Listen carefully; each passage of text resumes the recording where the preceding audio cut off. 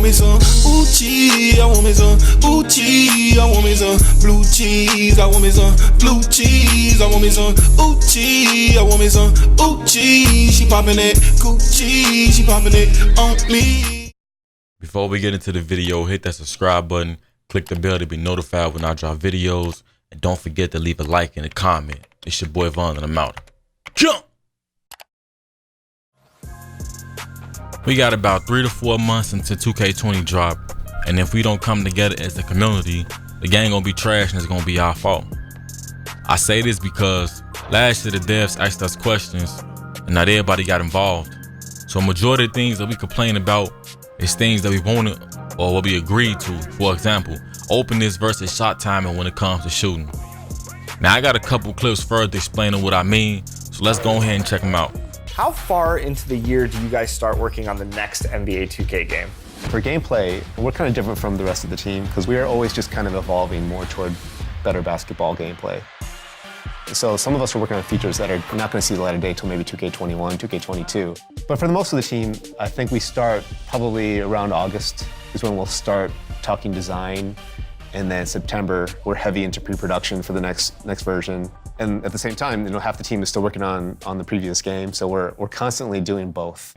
I don't know what to believe at this point as far as when they start making 2K, because every year we experience the same problems that we complained about all year until they fixed it. So if y'all had a whole year to create the next 2K, like why do we be experiencing the same problems? Like why do they even exist? But at the same time, it do take them a long time to patch something, so maybe they do just start making the next 2K in August, September when they say they do. I don't know, I guess that explains why so much stuff don't get fixed to the next year. But in my opinion, how I see it though, 2K stopped caring about the game after Christmas because that's when all the sales stopped selling and everybody at 2K get paid. I don't know, it's just my opinion. But let's go and hop into the next clip. All right, we have one from Eyeball iGame who wants to know, why isn't shooting more so based on shot quality, attributes, and openness instead of shot-based bailouts and timing? So Eyeball, this is something that I actually polled the community with last year at some point. I think I asked the question, really, like what should matter more to shooting? Should it be your attributes and openness, or should it be about your timing on the sticks and your stick skills? Because they're both super important, right? You have to have good IQ. But at the same time, we got to separate people who are really good at the sticks, because there are people who pride themselves on having, being able to hit the frame of their jump shot.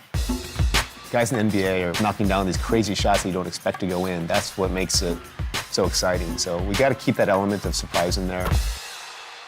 This is what I meant by we as the community voted for this. When a stretch big shooting your face, it's actually an open shot on his screen because most likely he's taller than you, so this is where the openness comes into effect.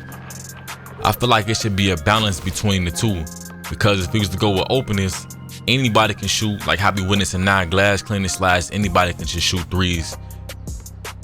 And if it was timing, like on 2K18, we witnessed a lot of contested shots going in. So a balance between the two is the best option in my opinion. Let's go on to the next clip. Will you guys ever add back pushing in future games? Wow, someone wants pushing. All right, so can I tell you the story about how pushing got into the game in the first place? Absolutely.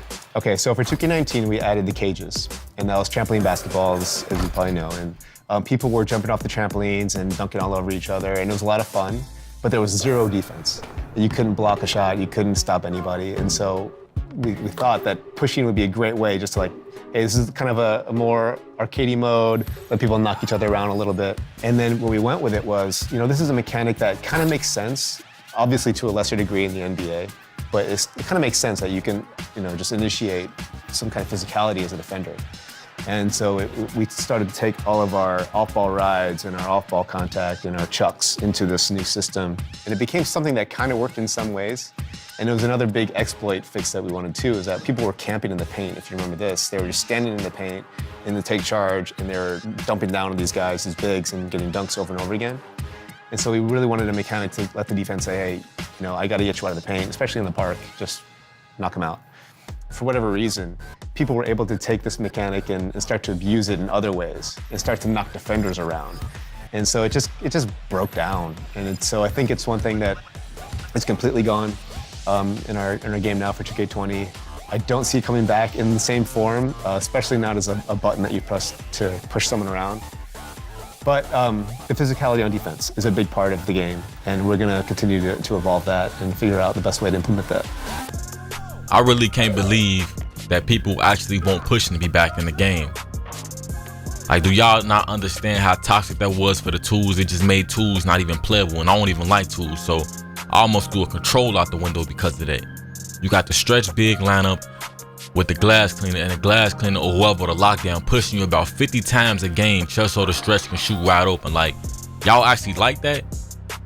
Now, I'm not saying y'all, it's my subscribers who watching this, but whoever do like it. But this is why I say, and I keep stressing the fact that it's important that we as a community need to all speak up and go vote, because these people are voting on these polls. And if it comes out with a poll as far as bringing pushing back, and a lot of people vote on it, it's gonna come back as you've seen for other stuff. So it's a must that when these devs or whoever put out all these polls and they start asking y'all what y'all feel like and this and that, everybody needs to speak up, because we the ones got about this game, man. Everybody got about the game. The consumers, YouTubers, we all are one, you know what I'm saying? At the end of the day, we all are the same people. So we all got about the game, but we all gonna have to go through the same problem, you know what I'm saying? So we need to speak up and say something now, because I'm not about to have another game and it's just trash, like, and then the game gonna die around December, January. So we basically gonna pay $60 for a game, then buy some VC, which is about $40, $50, put some more VC on the game to get some clothes and whatnot, all this other extra stuff for the lifespan of the game to be 2 to 3 months.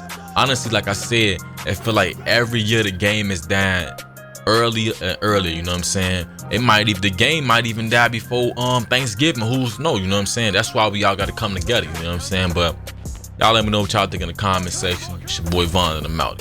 Jump!